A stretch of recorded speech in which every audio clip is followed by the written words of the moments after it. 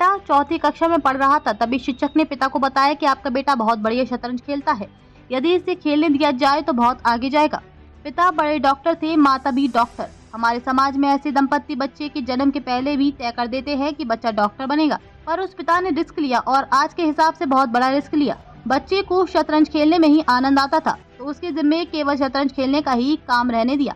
मतलब समझ रहे हैं, बच्चे ने चौथी कक्षा के आगे पढ़ाई नहीं की है। आप अपने आसपास दृष्टि दौड़ा कर देखिए, क्या ऐसा कोई पढ़ा लिखा पिता दिखता है जो खेलने के लिए बेटे की पढ़ाई छुड़वा दे? नहीं मिलेगा। क्यों?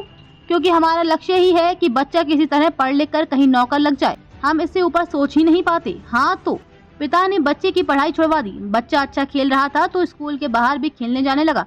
अब छोटे बच्चों के अकेले तो कहीं भेज नहीं सकते। अब छोटे बच्चे को तो अकेले कहीं भेज नहीं सकते, तो माता पिता ने अपनी नौकरी लगभग छोड़ ही दी। उसके पीछे साई की तरह लगी रहती, उसके भोजन और सुविधा का ध्यान रखती, पसंद नापसंद का ध्यान रख। 2017 में केवल 11 वर्ष की उस बच्चे से किसी पत्रकार ने पूछा, आप आगे क्या करना चाहते हैं? लड़के ने बिना किसी झिझक में कहा था, मुझे सबसे कम आयु का ग्रैंड मास्टर बनना है, मुझे सबसे कम आयु का विश्व चैंपियन बनना है।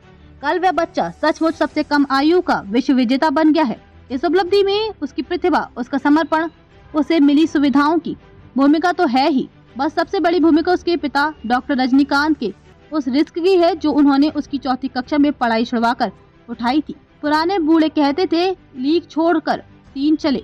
शायर सिंह सपूत, लीक पर चलने वाले अब भी दाल रोटी की व्यवस्था में लगे रह जाते हैं। राजा वही बनता है जो रिस्क लेता है। मुकेश दुबे को बहुत बहुत बधाई।